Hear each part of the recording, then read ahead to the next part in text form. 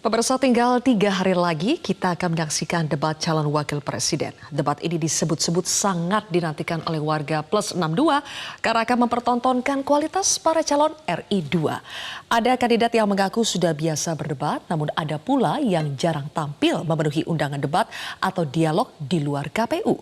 Siapa yang akan unggul dalam debat cawapres nanti? Siapa yang akan jadi pemain penyerang, pemain bertahan, atau pemain cari aman? Kami akan membahasnya bersama dengan jubir TPN Ganjar Mahfud, sudah ada Aryo Seno, kemudian jubir TKN Prabowo Gibran, Putri Komarudin, dan juga jubir Timnas Amin, Tommy Kurniawan, serta Direktur Eksekutif Indo Strategik, ada Ahmad Khairul Umam. Selamat malam semuanya, terima kasih sudah hadir di Prime Time News Metro TV. Saya ke Aryo Seno dulu ya. Jadi Mas Seno, ya, kata Pak Mahfud tadi tidak perlu persiapan khusus buat seorang Mahfud MD. Apakah karena Prof. Mahfud ini pede, lebih unggul daripada Gus Imin dan Gibran? Enggak, bukan begitu. Jadi konteksnya Mbak Sylvia, Pak Mahfud itu menyampaikan bahwa saat seseorang akan berkontestasi dalam pemilihan presiden yang sekelas pilpres, itu Pak Mahfud beranggapan bahwa dalam konteks ini harusnya masing-masing personal ini memiliki track record yang panjang, memiliki pengalaman yang panjang dalam menghadapi berbagai persoalan, apalagi ngurusin 270 juta jiwa masyarakat Indonesia dengan segala kekayaannya. Maka pengalaman panjang inilah yang menempa hingga berada di titik hari ini.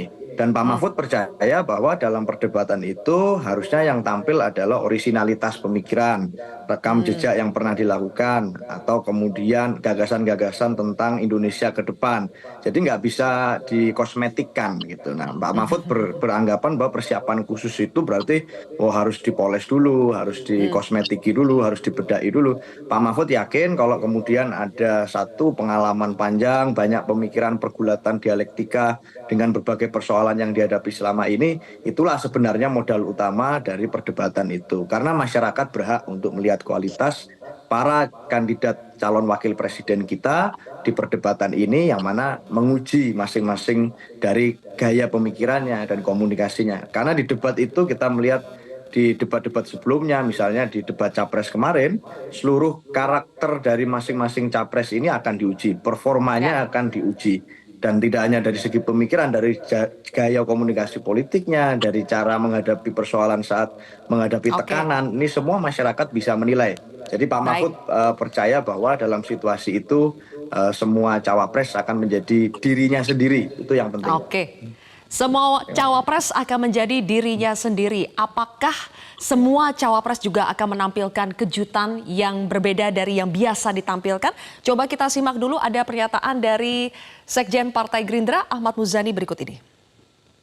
Sejak awal orang-orang masyarakat umum terstigma terhadap Mas Gibran. Kemampuan berdebatnya, kemampuan menjelaskan masalahnya, kemampuan menjelaskan tentang solusi atas masalahnya. Karena ada stigma seolah-olah kemampuan itu Mas Gibran di bawah standar. Tapi saya sudah lihat pada saat debat calon wali kota, dan saya sudah lihat bagaimana Mas Gibran menjelaskan banyak hal dengan di beberapa tempat. Mas Gibran cukup menguasai banyak masalah, dan Mas Gibran cukup menguasai banyak problem yang dihadapi oleh masyarakat.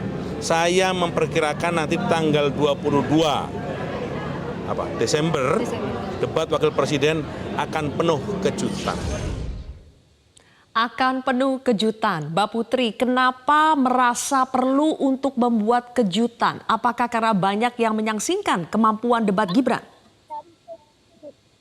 Ya, selama ini kan memang diskusi yang berkembang di tengah-tengah masyarakat karena ada ketidakhadirannya Mas Gibran di beberapa event debat yang diselenggarakan di luar KPU ini, akhirnya menyebabkan banyak orang berprasangka bahwa ini adalah bukti bahwa beliau tidak bisa berdebat. Padahal seperti yang tadi disampaikan oleh Pak Muzani, kita bisa melihat sendiri kepiawaian beliau dalam berdebat ketika beliau maju sebagai wali kota Solo, dan di situ ada debat untuk wali kota yang sampai sekarang masih bisa disaksikan juga di YouTube ataupun media streaming lainnya. Jadi hal-hal seperti ini sebenarnya membantah terkait dengan ketidakmampuan beliau dan di berbagai kesempatan ketika Mas Gibran turun untuk berkampanye, misalnya kemarin beliau berdiskusi bersama masyarakat ekonomi kreatif di Kalimantan, terus ketika beliau juga turun ke Jawa Barat untuk bertemu dengan masyarakat, di situ kita melihat bagaimana beliau bisa dengan sangat mendalam membahas terkait dengan visi misi dan juga program kerja yang diusung oleh Paslon 02. Jadi walaupun memang di beberapa kesempatan yang diundang pada saat debat di luar KPU tersebut oleh kampus, oleh masyarakat umum, beliau memang mengutamakan tugasnya sebagai wali kota. Jadi dalam seminggu itu Mas Gibran dan Pak Prabowo hanya cuti beberapa hari.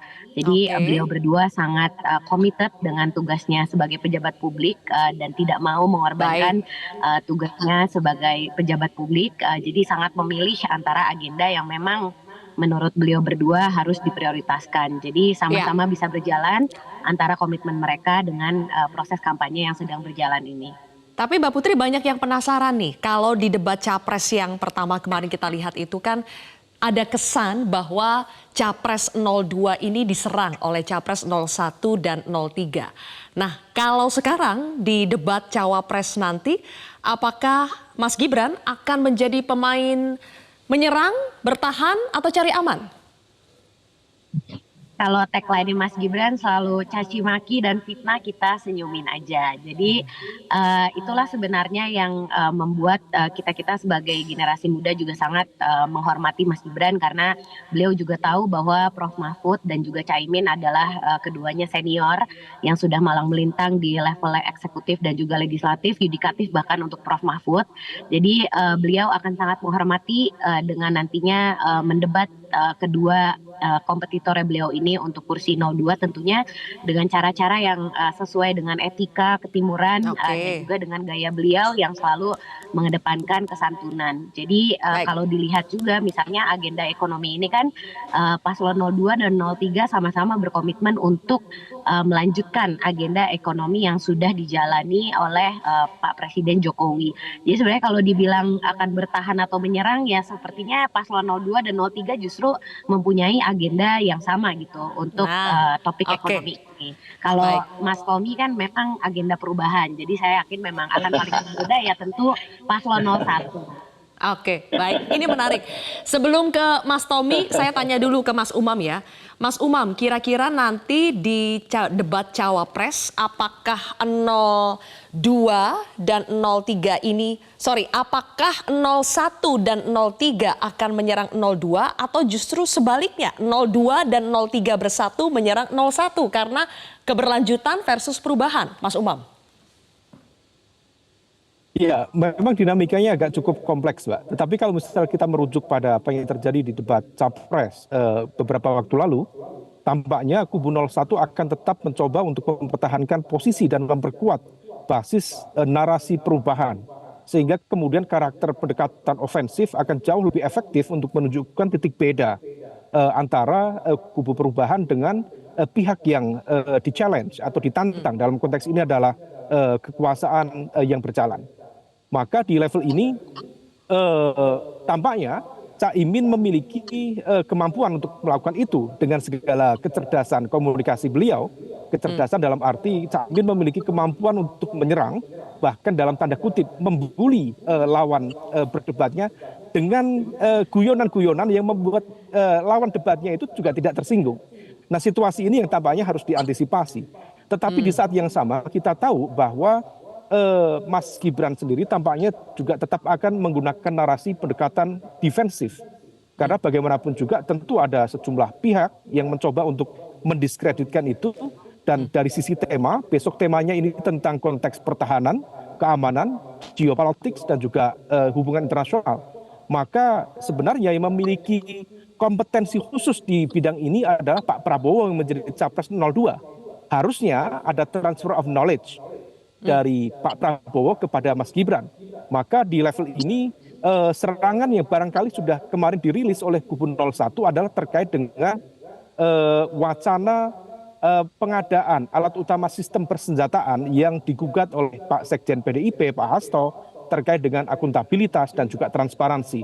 Jadi most likely, besar kemungkinan Mas Gibran akan menggunakan narasi defensif atau bertahan sambil menjelaskan, mengklarifikasi tudingan-tudingan yang akan dialamatkan kepada 02. Baik Mas Umam, Adapun sampai situ 03, dulu ya. Nanti kita akan bahas lebih jauh soal oke. tema debat cawapres ekonomi. Nanti sebetulnya siapa yang akan lebih unggul dalam tema debat ekonomi. Saya ke Mas Tommy dulu.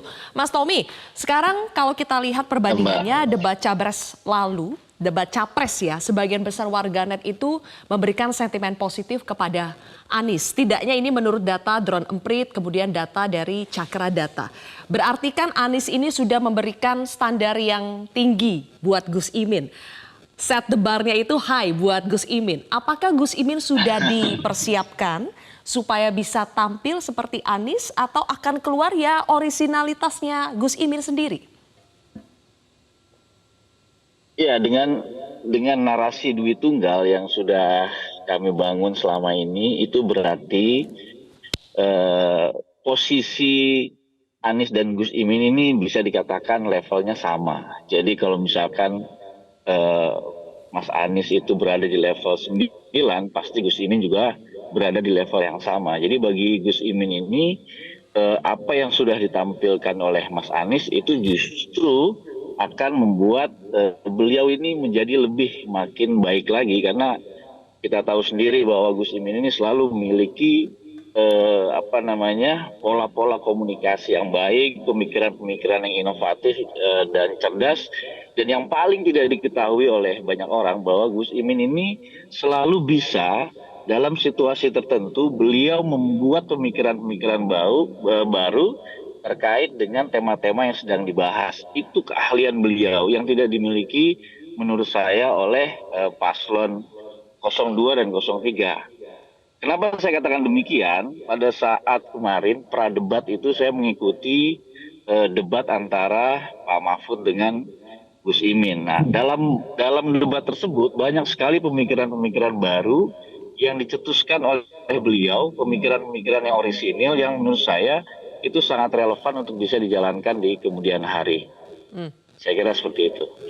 Oke, baik. Nanti kita akan lanjutkan lagi ya. Apakah Gus Imin yang sudah biasa tampil dari satu panggung ke panggung lain dengan selepet-selepetannya ini akan diselepet atau menyelepet ya. Nanti kita akan lanjutkan kembali pemirsa. Usai jeda tetaplah di Prime Time News. Pemirsa, sebelum saya melanjutkan perbincangan bersama dengan para narasumber, kami sudah mengumpulkan beberapa pernyataan dari para cawapres jelang hari debat. Coba kita simak terlebih dahulu pernyataan dari cawapres 01 terkait dengan debat.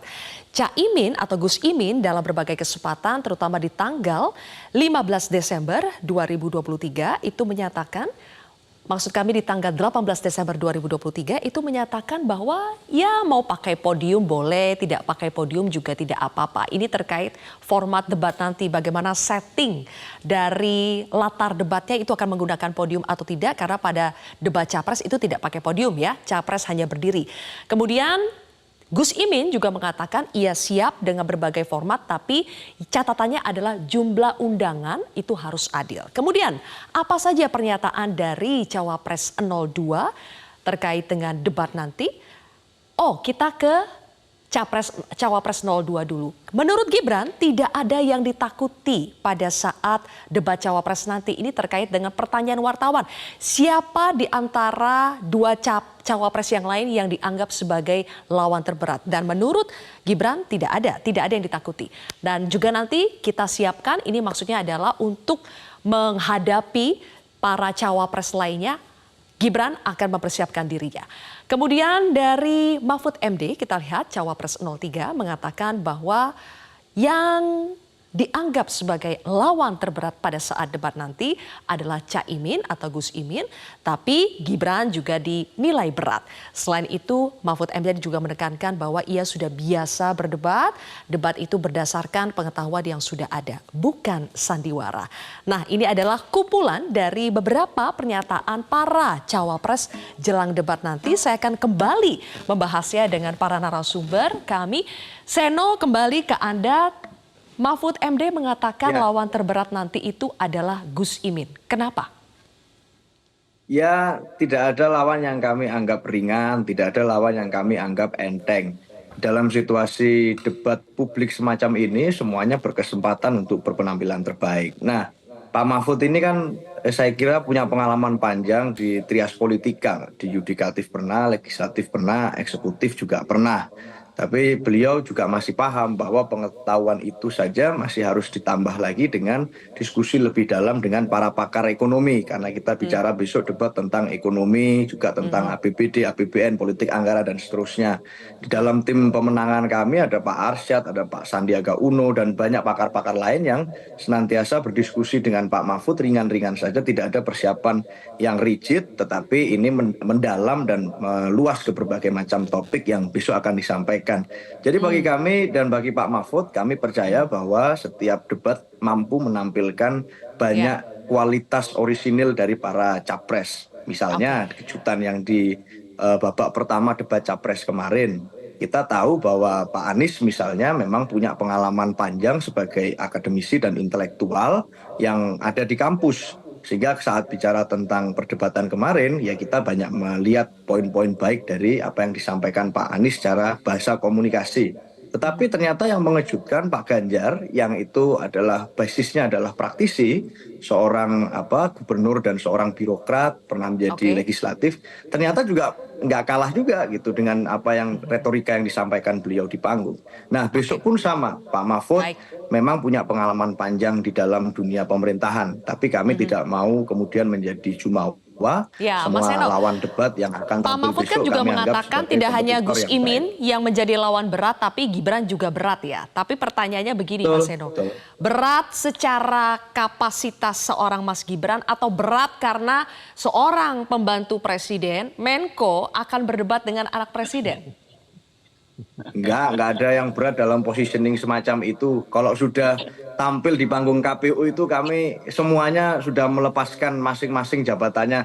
Mau sebagai Menko Polhukam, sebagai wali kota, sebagai wakil ketua DPR, itu semuanya sudah lepas semua. Yang ada di situ adalah para calon wakil presiden. Yang saya rasa pengalaman beliau semuanya lah yang menentukan. Jadi berat nggak berat itu tergantung kepada bagaimana kita memaknai, dan kita tahu Cak Imin punya pengalaman panjang di pemerintahan yang itu juga akan menjadi satu variabel yang akan menambah dari apa yang disampaikan oleh Pak Mahfud tadi. Jadi kita asik-asikan, kita rasa bahwa masyarakat Indonesia berhak melihat kualitas yang terbaik dan orisinil dari para cawapres. Baik.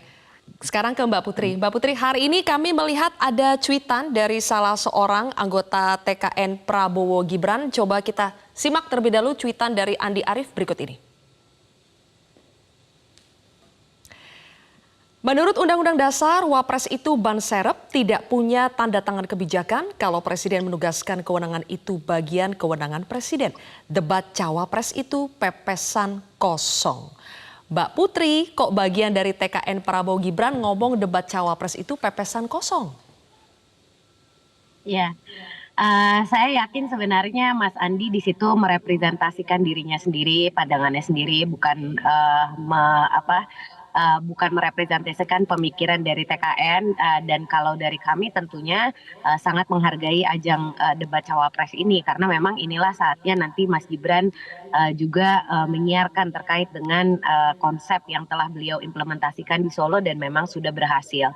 Jadi kan selama ini pasti orang juga penasaran gitu, kiprah beliau di Solo ini kan seringkali mendapatkan pujian dan penghargaan juga.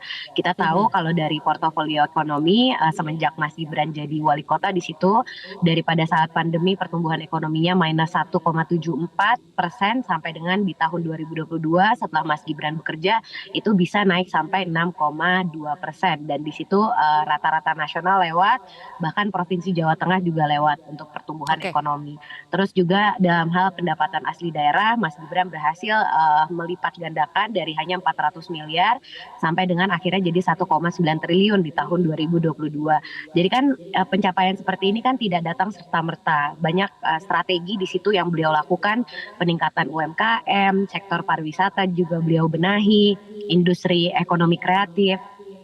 yang selama ini juga menjadi bagian dari keseharian beliau sebagai seorang entrepreneur dan juga anak-anak muda yang sangat peduli terhadap ekonomi kreatif dan juga ekonomi digital.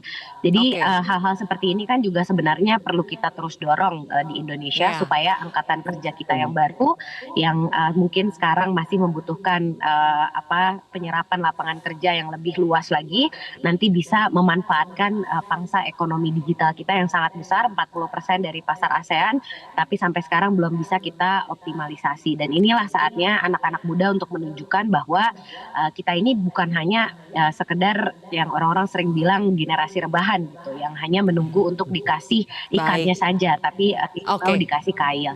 Berarti Mbak Putri, menurut Mas Gibran, debat cawapres itu penting ya untuk menyampaikan gagasannya ya, bukan sekedar pepesan kosong seperti kata anggota TKN Prabowo Gibran Andi Arief ya?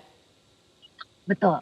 Mas Gibran juga sudah sering berdiskusi dengan tim pakar, Dewan Pakar dari TKN yang banyak juga datang dari profesor bidang ekonomi, akademisi yang bergelut di bidang pembangunan infrastruktur, dan beliau juga seringkali menyerap aspirasi dari masyarakat, mengevaluasi visi misi dan juga program kerja yang telah disusun di tim kampanye dan menyesuaikan dengan kebutuhan perekonomian kita sekarang. Jadi dengan ekonomi kita sekarang yang juga terus berubah, adanya perang, pandemi juga sekarang naik lagi, tentu akan perlu terus disesuaikan dan diupdate sesuai dengan kebutuhan. Baik, oke. Mas Tommy, tadi pertanyaan saya sebelum jeda adalah apakah Gus Imin yang katanya sudah siap untuk mengikuti debat nanti akan tampil dengan menyelepet lawannya yang lain atau sudah siap juga untuk diselepet oleh lawannya yang lain? Saya kira nanti menurut saya ini Gus Imin akan lebih banyak menyelepet lawan-lawannya ya. Karena memang Gus Imin ini terbiasa dan selalu dalam forum-forum apapun itu untuk berdiskusi, untuk berdebat, even itu untuk mengambilkan keputusan dalam partai, yaitu selalu mengedepankan yang namanya dialog, yang namanya diskusi. Bahkan beliau juga kalau ada dari kita kader-kader itu menyampaikan sesuatu, beliau debatkan gitu. Jadi memang dengan karakter beliau yang seringkali senang diskusi di dalam forum apapun, pasti itu dalam keadaan siap selalu, siap siaga kapanpun, dimanapun beliau akan mengeluarkan ide dan juga pikirannya. Jadi pandangan saya justru nanti Gus Imin itu akan tampil brilian, akan tampil mengeluarkan semua ide-ide gagasan dia untuk membangun negara kita tercinta ini. Saya kira seperti itu. Oke, baik. Dan terakhir ke Mas Umam. Mas Umam, apa yang bisa dipelajari oleh masing-masing cawapres dari debat capres yang lalu? Apakah soal penyampaian gagasan yang lebih konkret atau persoalan mengelola emosi saat menjawab pertanyaan lawan? Ya, saya pikir para cawapres harus belajar betul dari dinamika di debat pilpres kemarin, di debat capres kemarin, di mana forum kemarin itu lebih banyak fokus pada upaya untuk mencungkil ego-ego para elit gitu. Sehingga kemudian terkait dengan konteks tawaran solusi, elaborasi kebijakan strategis tidak banyak kemudian terelaborasi di sana. Maka kalau misalnya kemudian di sini saya tadi mohon maaf secara tema ternyata konteksnya besok bisa bicara tentang konteks ekonomi dan tampaknya dari beberapa pihak sudah mulai memanaskan situasi dengan menyampaikan kritik-kritik terbuka. Misalnya apa yang disampaikan oleh Caimin, kritik terhadap pembangunan infrastruktur yang tidak dinikmati oleh masyarakat di akar rumput.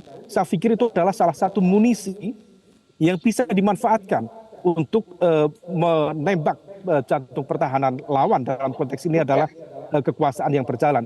Dan di saat yang sama saya berkeyakinan Gibran akan mencoba untuk melakukan langkah-langkah defensif.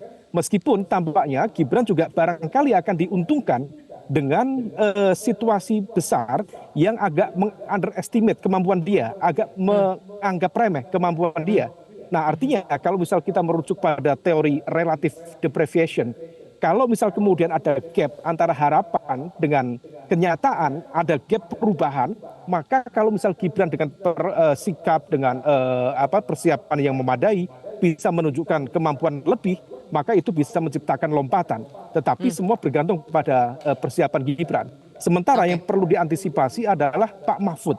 Pak Mahfud per hari ini relatif tidak memiliki track record yang cukup memadai di dalam konteks kebijakan-kebijakan ekonomi.